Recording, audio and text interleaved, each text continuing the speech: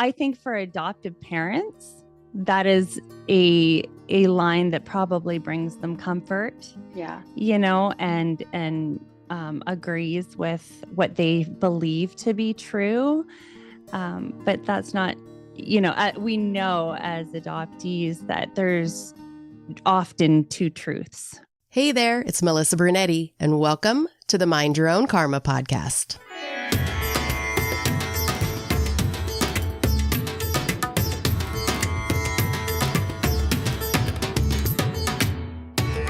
Hey there, Karma Crew. Thanks for joining me for this episode of Mind Your Own Karma, the Adoption Chronicles.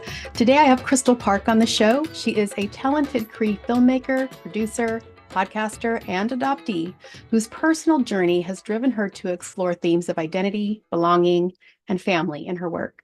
Born and raised in the west coast of Canada, Kristal was adopted into a non-indigenous family as an infant. This experience profoundly shaped her perspective on life, and she has used her creative prowess to shed light on the complexities of adoption and its impact on individuals and communities. In her highly anticipated debut feature documentary titled Because She's Adopted, Kristal delves deep into her own life story while also weaving together the narratives of other adoptees from diverse backgrounds. Through heartfelt interviews, poignant storytelling, and powerful visuals, the film offers a touching and introspective exploration of what it truly means to belong and the universal longing for a sense of connection and acceptance.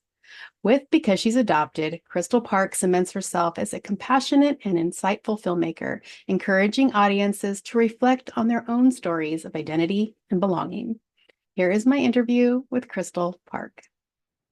We are welcoming Kristal Parke to the show today. Hi, Kristal. Hi, Melissa. How are you? I am great. I finished your documentary this morning, and I was kind of telling you earlier how validating it was for me as an adoptee that had a positive experience.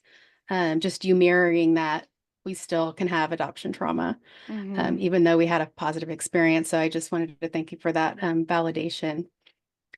And yeah, go ahead. Yeah, no, you're very welcome. And I always just want to express my gratitude for anybody that is allowing adoptees to be showcased and their voices to be heard and platformed. So thank you for what you're doing. I truly, from the bottom of my heart, just want to say thank you and express my gratitude. Thank you for that. So why did you do this documentary? The truth, the real honest hard truth, the real truth. I really wanted my adoptive mom to understand me. I really wanted to be understood, and I wanted to be heard, and I wanted to be seen by her specifically. And I think so there was that. The other piece to it was when I found my biological father, I thought surely there's people that have had a similar experience to this. And I've never seen myself represented on film before, really anywhere. And I thought, man, I want to be the person that I could have used all these years. And then in the end, the reason why I did this was for other adoptees to feel seen and heard. So, that was sort of the progression of my why, Yeah. Because you started this. When did you start the documentary? In 2021. Oh, okay. Yeah. And it took how long to film? So we filmed for about 2 years on and off. There was a break in there at some point. And then we began the editing process in April of 2023 and completed the film in, I believe it was July of 2023. So about a year ago. And when did it come out? When did you start? So it hasn't officially been released for, but sorry, that's not entirely true. So in Canada, are you in Canada or the States? No, I'm in California. You're in California. Love California. So in Canada right now, it is available on Telus Optic TV, which is a streaming service, but it's not available yet out in the States. So it will be available for rent in September on my website. Awesome. Yeah, because I definitely want to gift that to a few people. Yeah. Thank you. So in the film, you said that the person that started the documentary wasn't the same person that was at the end of the documentary. What changed and why? Oh, so many things changed. One of the most tangible things that I think changed in me was I didn't have the anger and the rage that I used to have. And I don't know what that was. I don't know if that was, connecting to my roots, to my indigenous culture. I don't know if it was, getting the answers or recognizing that maybe we don't get all the answers. Definitely the death of my adoptive mom shifted something inside of me that just left me never the same as I was before. And I think people can relate to the grief, in that way. It just really changed my perspective. And I think what it did was it allowed me to take my story and create a filing system for it in my brain. It was as if before I did the documentary that I had all these thoughts and experiences and feelings that were just floating out in space, and I had nowhere for them to land. And doing the film gave me that ability to sort of give them a filing system in my brain and just really see and understand what I went through, Yeah. So, well, there was one part in the film where you said something like, "Okay, I'm ready," or "Are you ready?" And then you were like, "And I wasn't ready." And then the next scene, you're like bawling your eyes out. I was like, "That's exactly it." It's true. And it's true. funny. It's funny when you see the clip, I'm crying for maybe a 30-second, shot there, but I cried for an hour and 20 minutes all the way to the city, the town that we were filming at. And the crew had to pull over and I had to get out of the car and just like ground myself because I was truly coming undone for sure. Yeah. Yeah, I can relate. So what was the most difficult thing about doing the documentary, both during and now in retrospect? I would say two things. The first was feeling exposed, feeling completely and entirely exposed. And it was more difficult to expose myself through the film to people that I knew or knew me, and less difficult to expose myself to total strangers. Yes. The second thing that has been most difficult about this is, and we spoke about this earlier, was, you do this film and you capture this moment in time of your life. And for me, that was, it was a period of 2 years. And I've grown so much since then. I'm not the same person that I was when I finished the documentary even. And so there's things in there that I feel like I kind of cringe at now, or I feel like, oh man, I don't even know if I believe I believe that anymore. There's one part in there where my husband says, calls my adoptive family my true family. Yes. Did you hear that? Yes. And I hate it. I hate that he says that.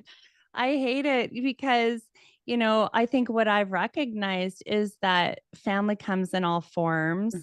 And what does true family really even mean?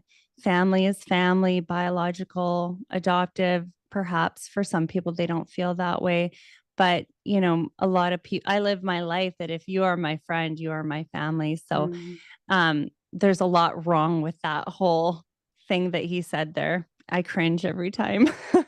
I know. I was like, wait, what? Did I hear that? Yeah. Yeah. Yeah. And I think for adoptive parents, that is a line that probably brings them comfort. Yeah.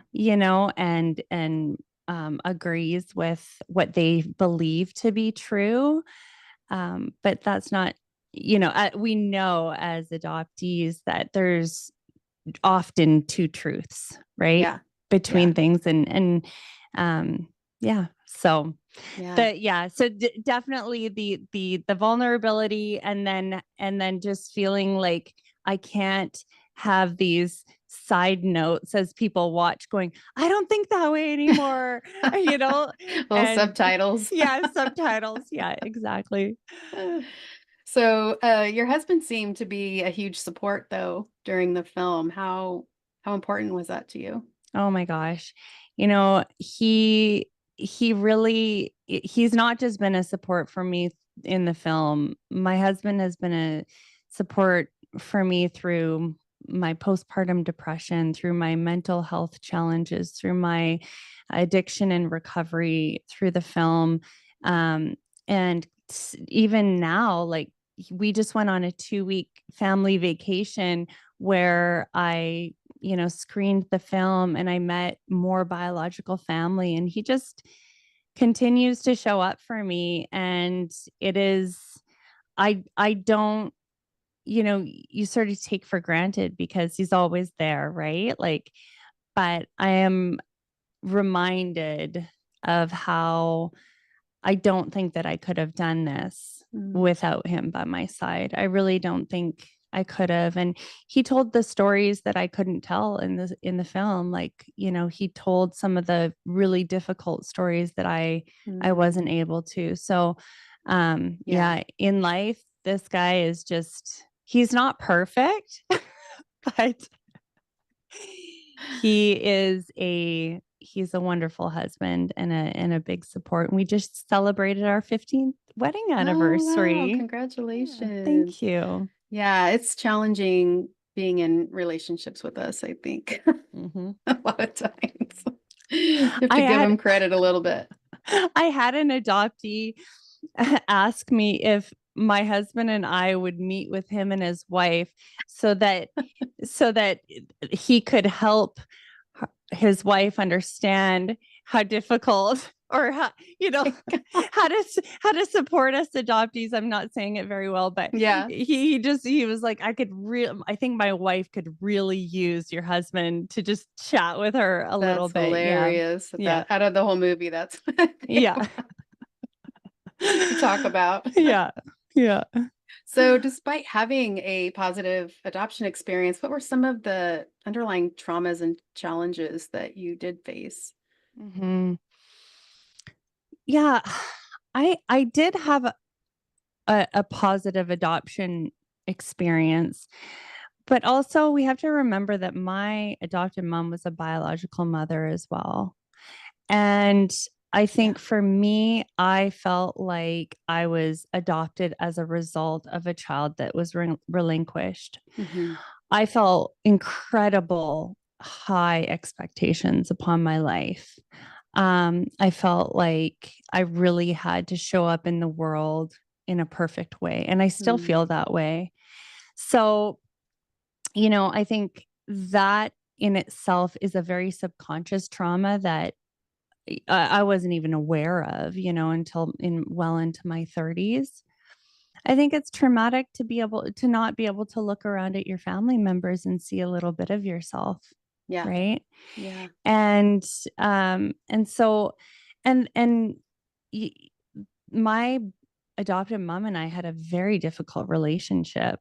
We were estranged for a number of years, even. And so, there was, yes, I did have a positive adoption experience, but it felt like it was a struggle every step of the way still. Yeah. Yeah. Do you think that they parented you differently because they were birth parents as well as adoptive parents? Like, did they understand maybe more why you wanted to find your roots? Yeah, definitely. Like it was my adopted mom that went and found my biological mother and father Yeah, for you were like me. 17, Yeah, right? I was 17. I wanted them to come see me graduate, my biological parents to come see me graduate. Mm, And, that was that, looking back on that, that was hard. That was a very special moment for my adopted parents too. And now here they have to share it with um, my birth mother. And as much as we like to think like, oh, that's so wonderful, you had your biological mother and your adopted mother there, it was so hard. And the relationship between the two of them was quite volatile as well. And so I felt like it was probably the most uncomfortable place to be in a room with the two yeah. of them, Yep.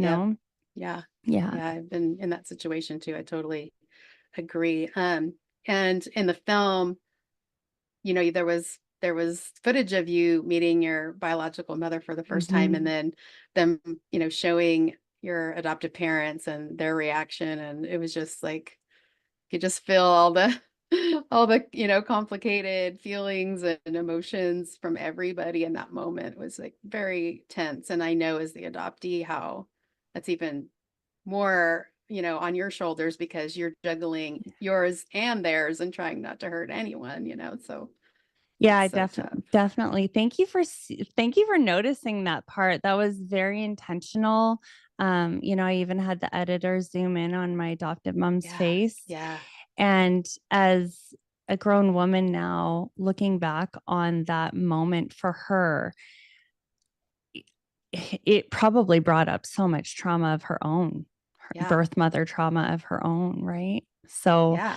Both the adoptive mom oh, and the birth, yes, yes, I can't yeah. imagine. I cannot Yeah. imagine. And like my adoptive mom, she was a birth mother and an adoptive mother. And then my biological mother was a birth mother and an adoptee. Oh, wow. So, there's a lot of complexity to those relationships. And what I found is in being in relationship with each one of them, if they were in their adoptive mom box, they couldn't access the birth mother box. Mm, If they were in their adoptee box, they couldn't access the wow. birth mother box. Like it was very compartmentalized. Wow. And so that was really, really difficult, really difficult to navigate those relationships because of that.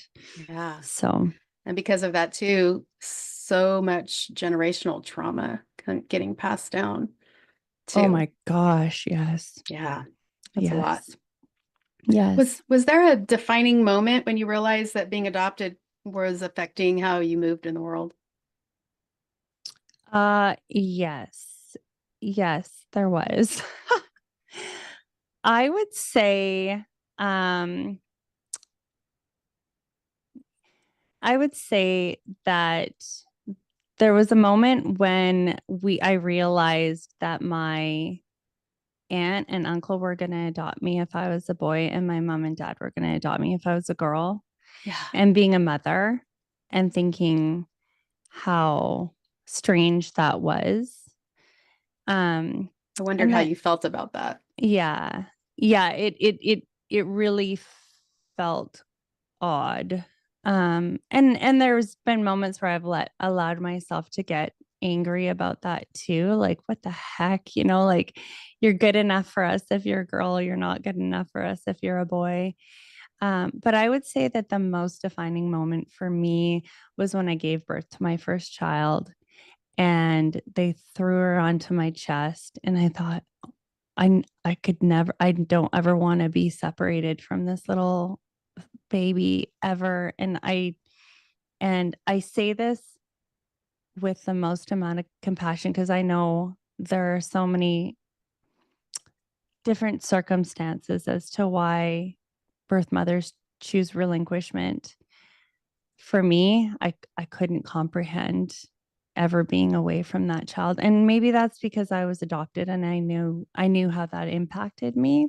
I remember when she was only, I don't know, 10 days old, and we lived in an apartment, and her dad had her in the stroller and was pushing her down the hallway, and he got to the end of the hallway, and I started to absolutely panic because she was too far away from me.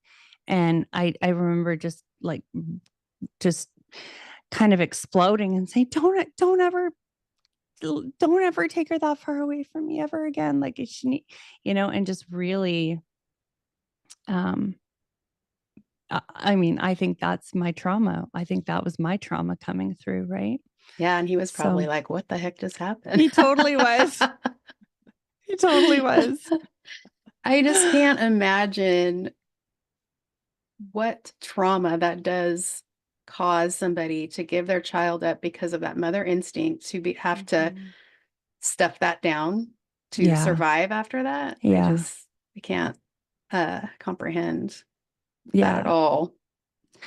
Oh, absolutely. I mean, I look at even how it affected my adoptive mom, and she was tortured.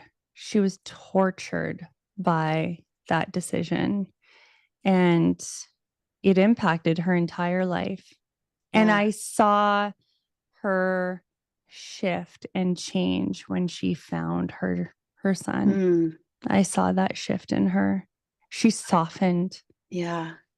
I wonder if, they adopted you kind of to kind of put a Band-Aid over them, giving their son up for adoption. And when they did adopt you and then finding out that doesn't work. It doesn't. You can't, you can't just put a Band-Aid on it. And you had a job to do when you came into the family as a baby, to try to be that first aid kit, and it just yeah.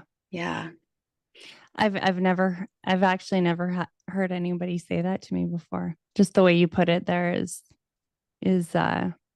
very accurate and very true. That I wonder what it was like for them when they recognized, like, no, this isn't gonna fix it. Yeah. Adoptee, are you struggling with identity and authenticity? You are not alone.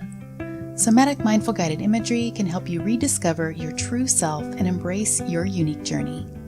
Find clarity and confidence within. Visit somatichealingjourneys.com today and start your path of self-discovery and empowerment. So has the process of making this documentary reshaped your perspective on family and connections in any way? Yeah. And I don't know if it was making the documentary, but it was particularly when my adoptive mom passed away. I always looked at her with such suspicion, like, do you really love me? Am I really your daughter? Did you do all of this just because you felt bad because you gave this child up for adoption? I was really, really critical and suspicious of her. And I think when she passed away, I spent a lot of time at my childhood home, and I kept finding all these little what I call treasures. And it was, in her Bible, she had notes that I had written to her, or when I picked up her overnight bag from the hospital, after she'd passed away, gone and got her belongings, I found a letter that I had written her when I was 13 years old, and she'd kept it in there all those years. Oh, wow. And you don't, to me, you can't fake love like that. I don't think you can fake that. For all those years, I don't think she could have faked that. I think it was true, and I think it was genuine. And I think I finally allowed her love I finally allowed myself to accept her love, and it was too late in a lot of ways. So I think that it reshaped that relationship for sure, that perspective of that relationship for sure. But I've always wanted to connect with my family, with my biological family, always. I always have. Mm-hmm. And, you focus first of all, like, oh, I want to find my birth mother. And then, oh, I want to find my birth brother. And then, do I have siblings? And then, oh, do I have, aunts and uncles and cousins and great aunts and uncles and cousins and this and that. And this is sort of what my journey has just been this last 2 weeks. And I connected with my Sicilian side of my family in Winnipeg. We were supposed to meet, 3 years ago. And just to feel like, and I think that in going through what I went through with my adoptive mom and losing her and being able to receive that love, it gave me the ability to receive the love and acceptance from even my biological family when I did finally connect with them. So, yeah, it was. And then I went back to the OCN just the last week as well and showed the film there. Oh, wow. And that was quite the experience. And there was many family members that attended, and they gave me a star blanket, which is representative. It's an honor to receive a star blanket, and it's for protection. And so they wrapped the chief, Maureen Brown, and Edwin, who was in the film. They took it and wrapped it around me, and then Chief Maureen Brown invited my family members to come up to the front. And so they all came and stood around me, and they each took time to share a little bit about our family and welcome me to the family. And it was a very surreal and beautiful experience for me. Yeah. So the Indigenous community was a big role in your healing process and in the documentary. Why did you feel like it was important to connect to that part specifically? I think for me, with Canada's history, of how they've treated Indigenous people and continue to treat Indigenous people. And, there was an agenda. It was purposeful that they were splitting up families and removing the culture and the language and the connection. And I'm a little bit stubborn. So I thought, no way. I am not going to just like lay down and allow this to happen for me, for my children. And so that was part of the reason. The other piece was that, growing up, I felt I was taught to feel shame for being an Indigenous woman. And I really began the process of breaking free from that years before I even began the film. And so for me, it was really, really important that that be completely abolished and that I could stand in my identity as an Opaskwayak Cree Indigenous woman. So. Can you educate us a little bit on what is known as the 60s scoop for those that don't know? Yeah, absolutely. So the 60s scoop in Canada was a time, they say between 1960 and 1980, but we know that it kind of can still happen today. But where the Canadian government removed children from their homes, from their reserves, and specifically place them into white families where they would be assimilated.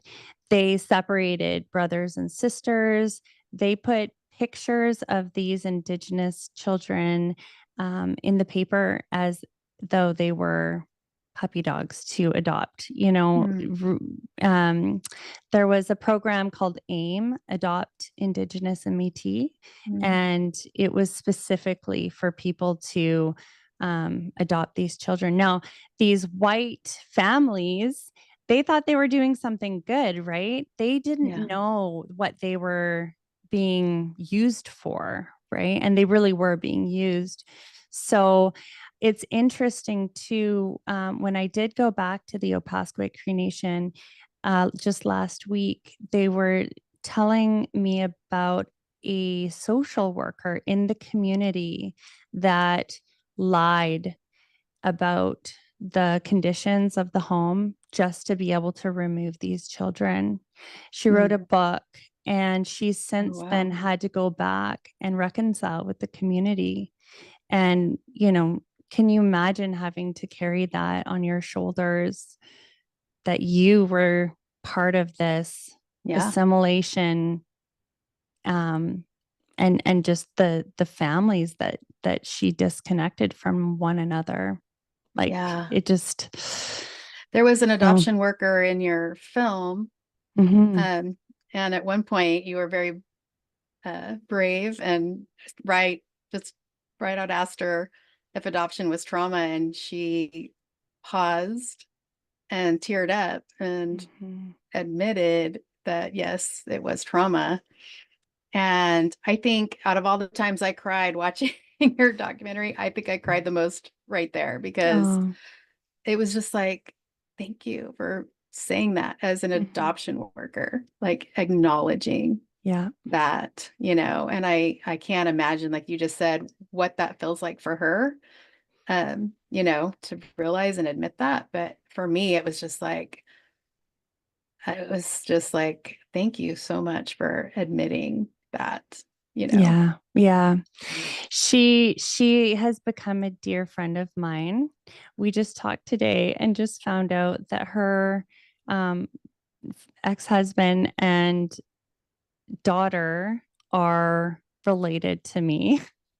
They're like on my ancestry, which is just wild. And we had a good laugh about that.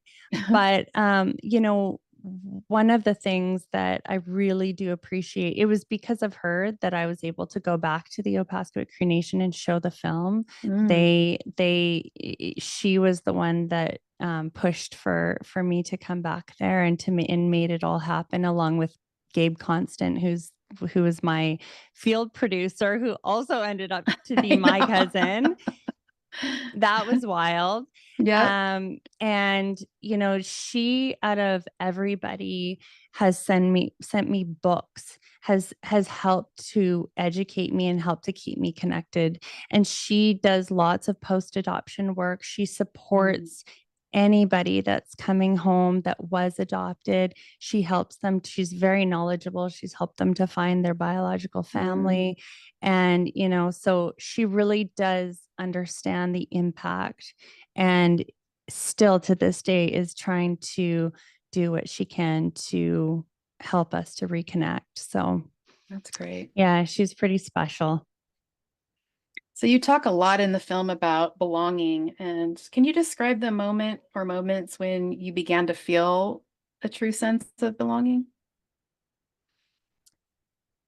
Yes. The moments when I feel the most like I belong has been in the quiet moments by myself, where I realize that it's not contingent upon whether people say I belong or accept me. It's that I get to choose whether I belong or not. And that's powerful. Well, and really that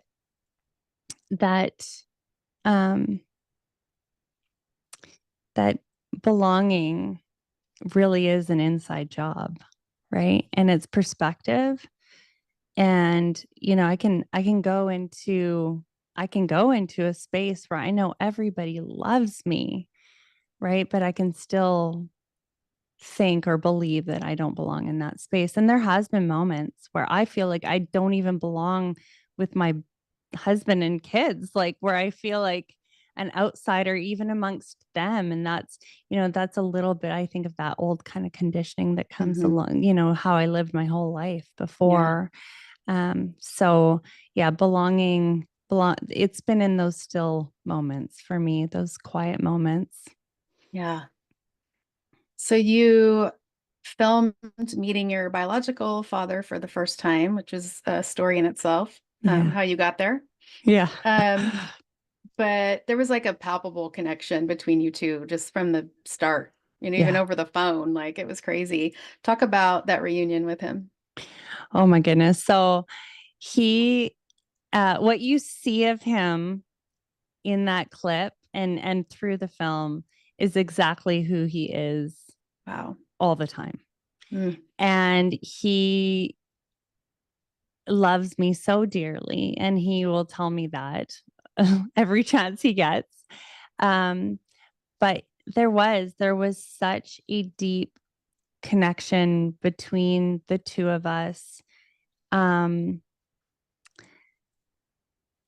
I think part of it for me was that he embraced me with no expectation. He didn't want anything from me. He didn't need anything from me. I wasn't something that was, like you said before, a band-aid to anything. I was like the cherry on top. Like, Yeah. he was already good and happy. And here I came along, and he has been, from the moment I met him, how can I support you? How can I show up for you? How can I love you? And he's very insightful. So I think I was able to connect with him so deeply because I didn't feel any expectations from him on me. Yeah. And someone just sent me something actually this morning, and it was a little reel on Liv Tyler, the first time she ever connected with what's his name? Stephen Tyler. Tyler, from Aerosmith. And she was saying, like, to be connected with your DNA is like a palpable experience. And she said it so well. I was like, yeah, that it was like that. It was like that. And I'm glad that I got to meet him when I was older and had a little bit of experience behind me, because I really was able to allow myself just to embrace him.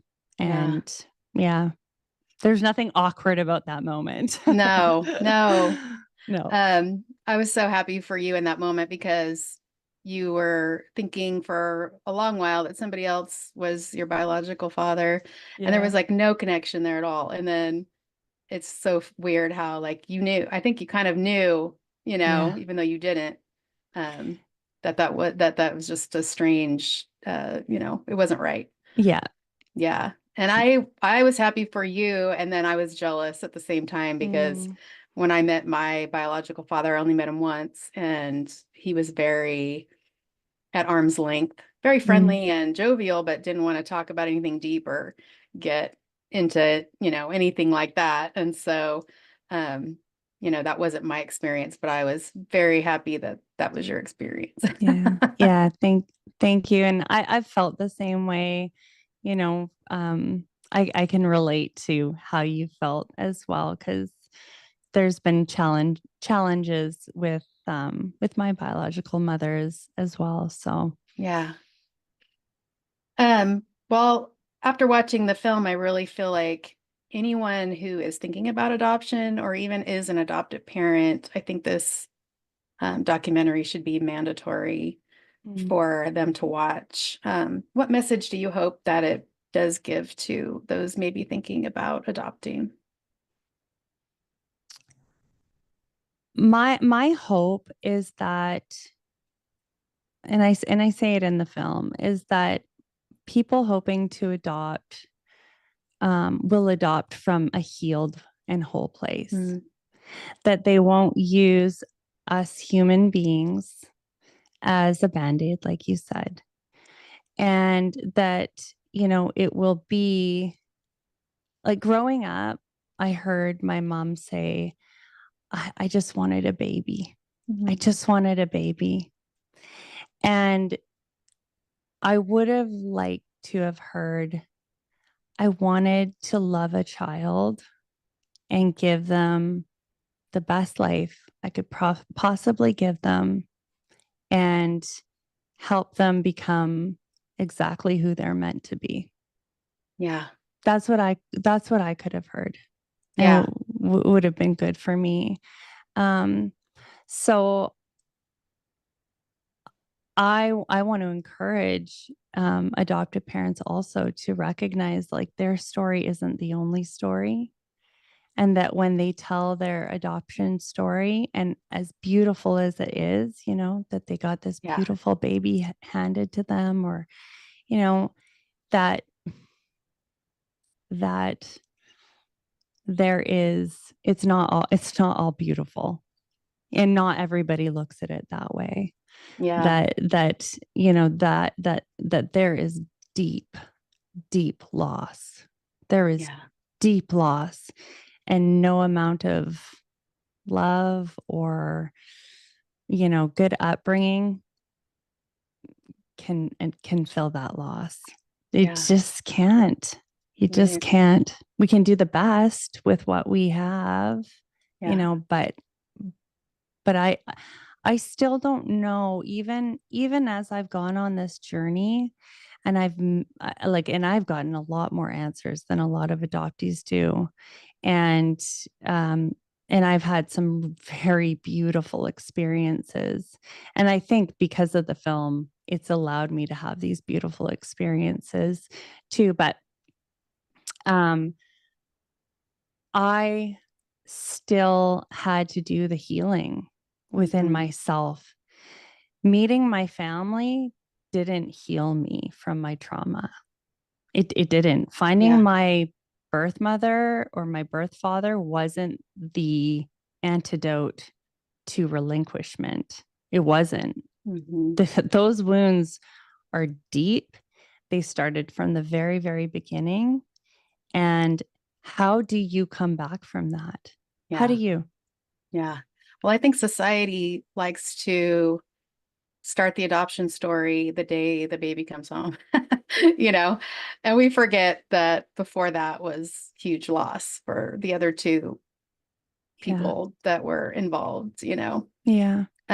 So I think that that's where we kind of fall short, is we don't want to think about that. We don't want to go there. Yeah. Yeah. You know? Yeah. Yeah. Yeah. What's been the greatest gift in sharing your story? Oh my gosh. Oh, I had a gentleman come up to me at the last screening, and I share this because he sort of represents this experience and many adoptees that have come up to me after that have spoken with me after seeing the film. But he was probably in his 30s or 40s. He had his daughter with him, and he said, you know, I have sought my whole life to figure out what was wrong. And you summed it up in one word: trauma. And that's probably been the most impactful thing that any adoptee has said to me, because I think, you know, for him, he was probably really just coming out of the fog in that very moment. Yeah. Yeah. You know, some of us, we've been on this journey of coming out of the fog. And so I think being able to see that process happen has been a beautiful gift to me. And just meeting people that we understand one another. We understand one another, and we don't even have to say a word. Yeah. You know, I think that's been a great gift. Yeah. Yeah. Yeah. What would you like struggling adoptees to know? That you belong, that you're worthy, that you're loved. And you might not have people in your current vicinity that treat you that way, but there are a community of adoptees that do love you and will love you and will accept you and where you do belong. And I want them to know that they're not alone and they don't have to do this thing alone. And I also want them to know that wherever they're at in their adoptee journey, whether they have come out of the fog, and I say that in quotation marks, whether they, are totally comfortable and happy with their adoption experience, or whether they are raging mad about their adoption experience, that wherever you're at, that's okay. And it's all part of your journey. It's all part of your journey.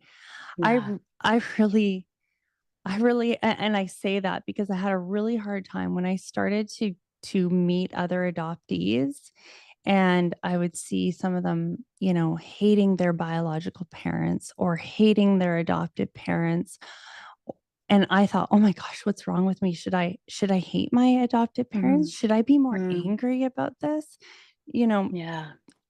And I really had to accept that, no, like everybody really is just on their own journey, and it's okay. You don't have to do what the other person's doing. Yeah. Don't let anyone unvalidate you. Yes. And your experience and your journey, because it's unique. And just don't let anybody do that, because I have felt that from the adoptee community, like I said, because of the positive experience that I've had, that, they feel like I should be silenced or not have a say in how I feel. And, I'm not trying to change anybody else's mind or make them agree with me. That's just my truth. And I should be able to express that and still be a part of the adoptee community. 100%. 100%. Yeah. Yeah. Yeah. I might not agree with everything, that I hear either, but I can validate you still and see that that's your experience. It's not mine, but yeah. it doesn't hurt me to do that. No, not at all. And like it's, I know that community can be volatile, that like lateral violence amongst adoptees. And I think maybe that was one of my biggest fears when I put the film out there, was that I said, oh my gosh, what if I put this out there and everybody just hates me and wants me to die? Like, I really truly had that fear. I'm sure. Yeah. And it is scary, but are they the ones putting themselves out there? Are they the ones, like doing the thing and showing up every day and meeting face to face with other adoptees and supporting them? And, I don't know, maybe there. Yeah. But it's all peeling that onion, and everyone's on a different layer. It's true. To have some compassion for each other. And, when people do get triggered and lash out, I just, say to myself that that's their hurt talking, Yeah. So Yeah. you got to meet people where they're at. Yeah, that's right. What's next for Kristal Parke? Well, I have a podcast coming out in September. So it's a 6-part video podcast series, and it's called the Because She's Adopted podcast. It's just a limited series. So we sort of take topics from the film. We have the trauma therapist come and join another adoptee and myself, my co-host. Her name's Crystal Redpath, and she's also an adoptee. So we have that. I have a one-on-one podcast just with me and my husband, which is feels really vulnerable to me, actually, when I think about it. And then we have this really great 2-part series of 260 Scoop survivors sharing their story. And it is just so impactful. And it was one of my it's one of my favorite pieces of work that we've done so far. So I'm doing that. And then I just hope to keep making films and telling stories and, whether it be in the adoptee realm or whether it be in some other topic. I love people and I love storytelling and I love the experience. So that's what I'm doing. Yeah. Well, where can we find you and all the goodies that you're doing? Yeah. So you can find me on Facebook, Instagram, TikTok, YouTube at Because She's Adopted. And I also have a website, Kristal Parke, KristalParke.net. And that's where you'll be able to rent the film if you are in any other country than Canada. And what else? I think that's it. Or you and then if you go to my website, there's all my links and connections and you can email me through there. I also wanted to share real quick, sorry. Yeah, no, that go ahead. the other thing that I'm working on is a book with some educators from some local Canadian universities on decolonizing education. So one of the challenges here in Canada is that we were never told the true story of Indigenous peoples and what they went through. And so we're really trying to change that. And so I'll be sharing a bit of my adoptee perspective in a book called Decolonizing Education. So wow. I'm really excited and honored to be a part of that. Yeah. So that's awesome. Yeah. Well, I thank you for, putting yourself out there and giving us all a voice too, in different areas because, it's, we're all kind of in our little adoptee arena when we're telling our adoptee stories. But really what I like to do is I want to educate the world about really what happens. And so we can't do that if we just stay in our little community. Yeah, I agree. I agree. And, some of the most greatest impacts that I've seen through the film also have been through people that just had no idea. They had no idea. That's awesome. And I love that. And I just want to keep doing that. So yeah. Good. That's awesome. Yeah. Well, thank you for coming on and thank you for sharing your story and film. And I loved it. So I can't recommend it enough. So thank you so much. You're so welcome, Melissa. I really appreciate you having me and for taking the time to watch it. And yeah, it's been a pleasure. I cannot recommend Kristal's documentary enough, and it will be available everywhere in September on her website. All her links are in the show notes. Thanks, Karma Crew, for listening today. And as always, take what you need and leave what you don't. And always remember to mind your own karma. I'll see you next time. This podcast is created for educational purposes by the telling of adoption experiences. The views expressed in this podcast may not be those of the host or Mind Your Own Karma.